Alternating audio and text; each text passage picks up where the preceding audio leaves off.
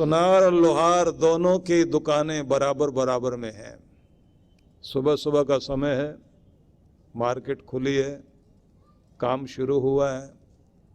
लोहार ने लोहे को पीट पीट कर कुछ बनाना शुरू किया, तो सुनार ने भी सोना पकड़ा और उसको लकड़ी की हथौड़ी से पीट पीट कर कुछ आभूषण बना रहा था। खटखट की, ठक ठक की आवाजें आ रही हैं। लोहा भी पिट रहा है, सोना भी पिट रहा है। तो एक कण टूटा लोहे का और सोने वाली जगह में सुनार की दुकान पर आकर गिरा। तो सोने ने पूछ लिया लोहे से, भाई पिट तो हम भी रहे हैं, पिट तुम भी रहे हो, पर इतनी आवाज क्यों करते हो? सोने को जब पीटा जाता है लकड़ी की हथौड़ी से तो आवाज कम आती है ना, और लोहे को जब हथौड़ा लेकर पीटा जाता है तो आवाज बहुत आती है। तो सोने ने कहा कि पिट तुम भी रहे हो, पिट हम भी रहे हैं, पर इतनी आवाज क्यों करते हो? लोहे से कहा। क्या बोलता है लोहा? कहता, दोस्त तुम्हें पीटने वाला पराया है और हमें जो मार रहा है हमारा अपना मार रहा है, इसलिए दिल पे भी चोट लगती है और बाहर भी चोट लगती है, इसलिए ज्यादा आवाज है। क्योंकि बाहर वाले की चोट तो सही जा सकती है, उसकी चोट बाहर ही बाहर लगती है, अपना जब मारता सीधा दिल पे लगती है, इसलिए आवाज तो आएगी। इंसान के साथ तो ये होता है, जब अपने सताते हैं दिल रोता है, अंदर बहुत आवाज होती है पर मुंह बंद रहता, आंसू भी अंदर गिर रहे होते हैं, बाहर तो आंसू भी नहीं दिखा पाता आदमी, क्योंकि वो सोचता है कि मेरे खानदान का और मेरे बच्चों का अपमान बाहर दिखाई दे, मैं बाहर किसी से कहूं, अच्छा है घर का पर्दा गिरा रहे। सबकी जिंदगी में बहुत बहुत तरह के दर्द हैं।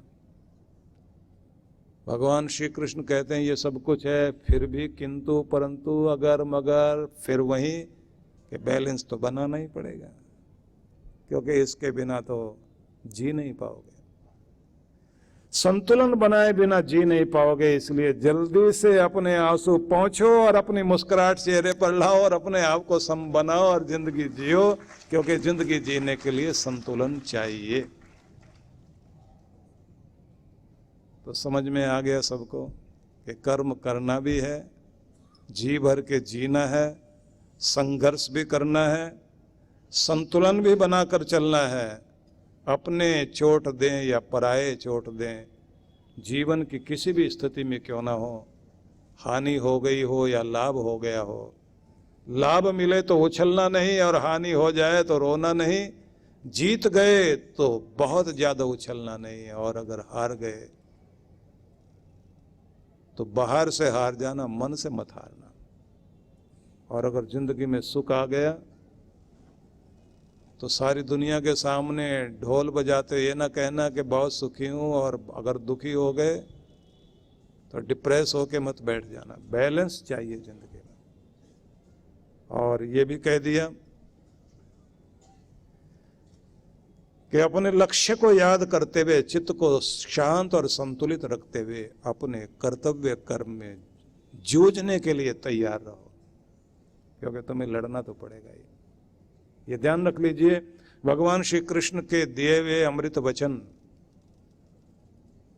आपको मुश्किलों से निकालने के लिए है।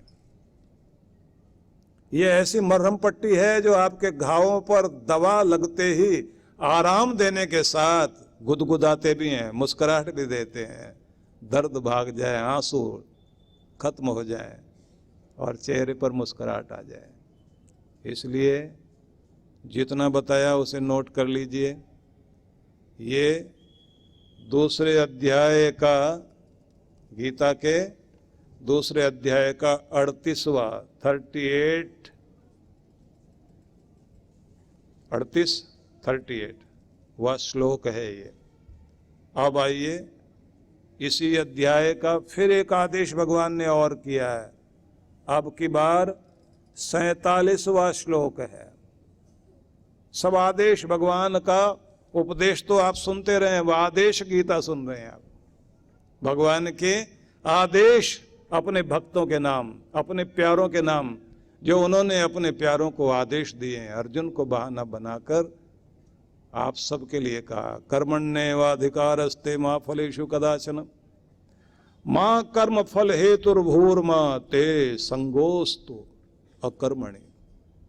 भगवान ये कह रहे हैं तुम्हारा अधिकार कर्म करने का है, कर्तव्य करते चले जाओ। मां फलेषु कदाचन, फल, परिणाम, रिजल्ट उसकी तरफ मत देखो। कर्म तुम्हारा अच्छा है, उस कर्म में ही फल छिपा हुआ है। पूछा गया ना फूल से कि फल कहाँ है, फूल कहता मेरे अंदर ही है। एक दिन आएगा बाहर। कैसे आएगा? बोले मुझे मुस्कुराते रहना पड़ेगा, आंधी तूफान के बीच ऐसे खिले रहना पड़ेगा, और एक दिन ऐसा आएगा फल बनता चला जाएगा, और जिस दिन वो आ जाएगा फिर मैं आगे आगे रहूंगा, खुद सूख जाऊंगा, फल तुम्हें देकर चला जाऊंगा, लेकिन खिले रहना जरूरी है।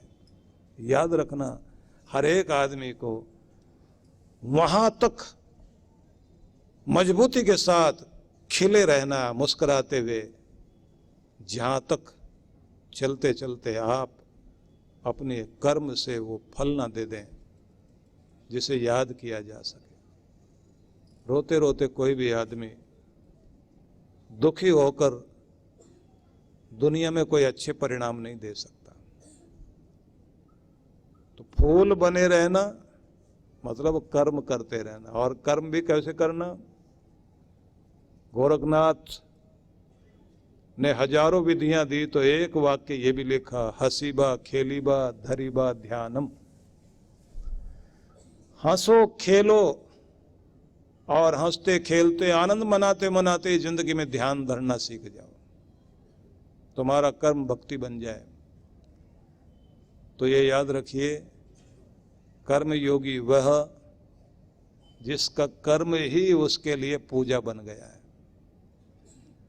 कर्म योगी वह व्यक्ति जो अपने कर्म को खेल बना लेता है, खेल खेल में कर्म करे, खिला हुआ रहकर कर्म करे, आनंद मनाते हुए कर्म करे। अपने देश में बहुत अच्छी परंपरा रही है,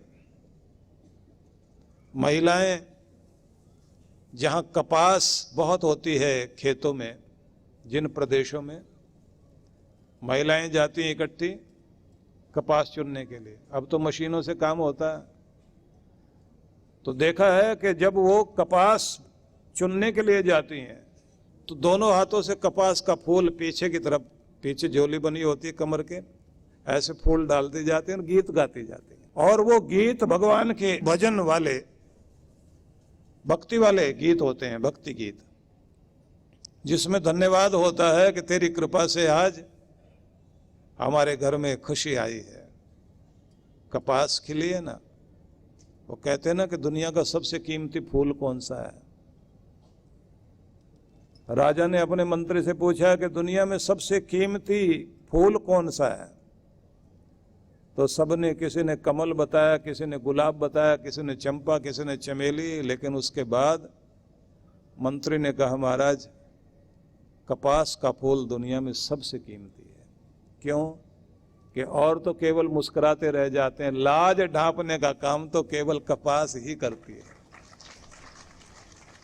क्योंकि वो हर एक आदमी को सजाने का काम करती है। तो महिलाएं ऐसे चुन रही हैं कपास को और पीछे झोली में डालती जा रही हैं और गीत गा रहे हैं।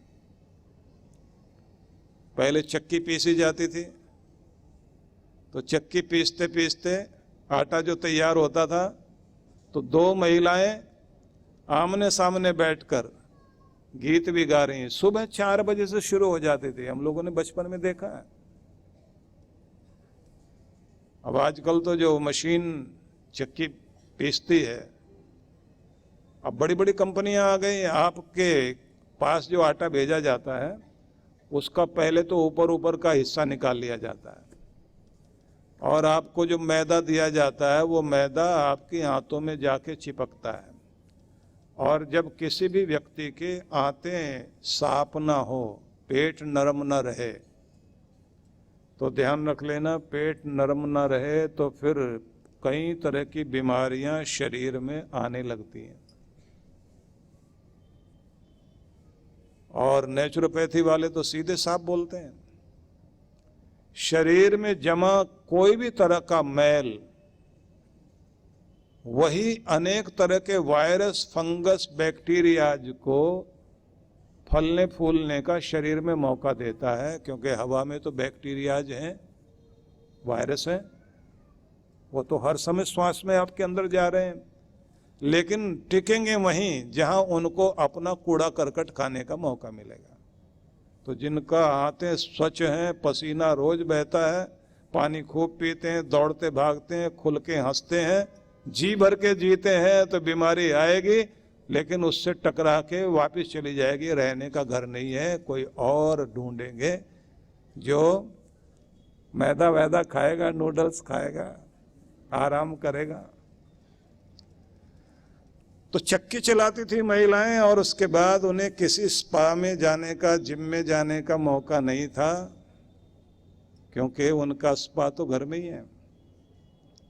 तो मेहनत कर रही हैं, लेकिन उनको लगता ही नहीं मेहनत हो रही है, क्योंकि संगीत चल रहा है साथ में। जो कपास बुन रही हैं, कपास बीन रही हैं, ऐसे फेंकती हैं, उठाती, ऐसे ऐसे चलती जा रही हैं, सारा दिन मेहनत हो रही है। चक्की चलाना आपकी कमर और पेट पर फैट रहेगा ही नहीं। जो कपास बीन रही हैं, हाथ कंधे मजबूत, क्योंकि आपकी उम्र बढ़ने के साथ साथ आपके ज्वाइंट में ही तो गड़बड़ होती है। एक तो लुब्रिकेंट कम हो जाता है, हड्डियां रगड़ने लग जाती हैं, चिटकने लगती हैं, दर्द होना शुरू हो जाता है। एक तरफ तो कोलेस्ट्रॉल बढ़ता है और दूसरी तरफ जोड़ों में दर्द। वैसे तो जितने भी जोड़े हैं ना, उनमें तो दर्द वैसे ही रहता है, बाद में चलते चलते जोड़ों में भी दर्द हो जाता है, जोड़ वोड़ में। जोड़े समझ गए ना आप, पति पत्नी, तो जोड़ों में तो रहता ही है, जोड़ में भी दर्द रहता है। खाना पीना ठीक रहे तो, और मेहनत करता रहे आदमी, तो अपने दर्द को भगाता है। कर्म योगी के लिए दुनिया में आनंद है, लेकिन उस कर्म योगी को भी कर्म योगी बनने के लिए जरूरी है खेल खेल में कर्म करे। वो जो मेहनत कर रही हैं महिलाएं पुराने जमाने की, मैं ये नहीं कहता आप पुराने जमाने में लौट जाएं, लेकिन ये जरूर कहता हूं कि अगर पुराने जमाने की कोई कीमती चीज आपके हिस्से में आती है तो अपनानी चाहिए। मेहनत करते हुए अपने को सुंदर स्वस्थ बनाए रखना। नौका चलाने वाले मछुआरे, बकरी चराने वाले, भेड़ बकरियां चराने वाले पहाड़ों में वो गडरिए जिनके हाथ में बांसुरी होती है, या खेत में काम करते हुए किसान गीत गाते हुए काम कर रहे हैं। आपको रेडियो बजाना नहीं है, खुद रेडियो बन जाइए, बस आपकी जिंदगी जो है आनंद से परिपूर्ण हो जाएगी। अंदर अंदर गीत चलते रहें, गुनगुनाते रहें, नहीं तो अंदर अंदर चिंता के गीत चलेंगे। सारा दिन सोच में ही डूबे रहोगे, पता नहीं क्या होगा, ऐसा होगा वैसा होगा। जो अंदर अंदर गुनगुनाते हुए कर्म कर रहे हैं, उनका कर्म उनके लिए आनंद बन जाएगा। तो समझ में आया, मुस्कुराहट चेहरे पर, गुनगुनाहट आपके अंदर संगीत, और आंखों में आनंद भरा हुआ, और लक्ष्य पर आपकी नजर रहे कि ये मुझे कर्तव्य करना है अपना। भगवान कहते हैं कर्मण्येवाधिकारस्ते मा फलेषु कदाचन, कर्म करने का अधिकार तुम्हारा, फल की तरफ मत देखो। और साथ में ये भी कह दिया तुम्हारा उद्देश्य कर्म फल की प्राप्ति न हो, क्योंकि कर्म के त्याग में ही तुम्हारा आनंद है। कर्म के फल के त्याग में तुम्हारा आनंद है, कर्म के त्याग में आनंद नहीं। मतलब काम करना नहीं छोड़ना, काम तो करना है जब तक जीवन है, लेकिन फल के बारे में चिंता लगाए रखोगे तो उसका आनंद लेकर नहीं जी सकते। यहां एक बात बहुत ध्यान देने की है। वो जो कहते हैं ना कि दुनिया में हूं, दुनिया का तलबगार नहीं हूं, बाजार से गुजरा हूं पर खरीदार नहीं हूं।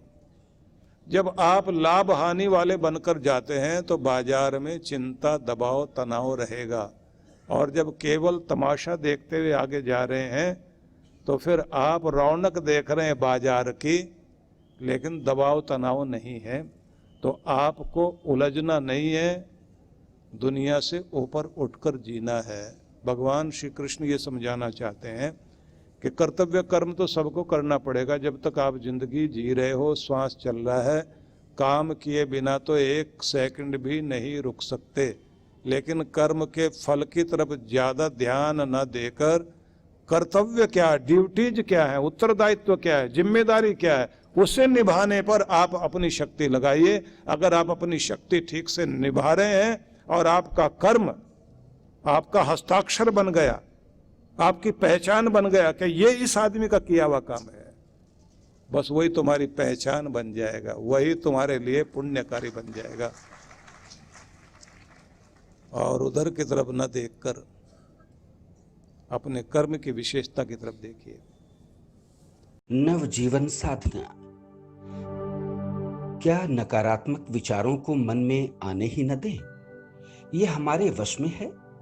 क्या तनाव की जड़ें मन में उपजेंगी ही नहीं?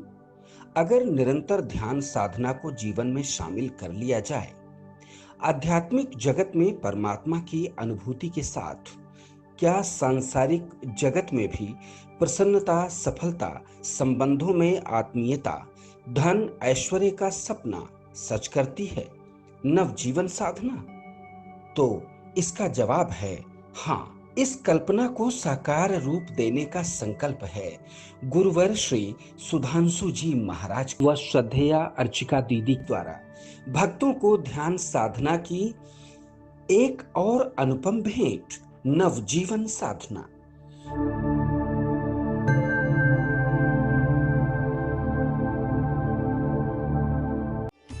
जीवन संचेतना लाखों पाठकों की बुद्धि को सच्चेतना से और हृदय को सद्भावना से परिपूर्ण करने वाली मासिक पत्रिका जीवन संचेतना।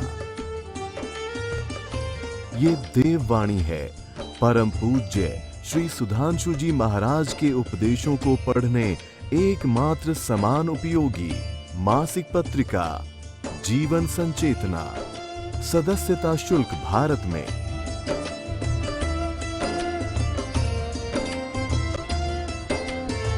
सदस्यता शुल्क विदेश में।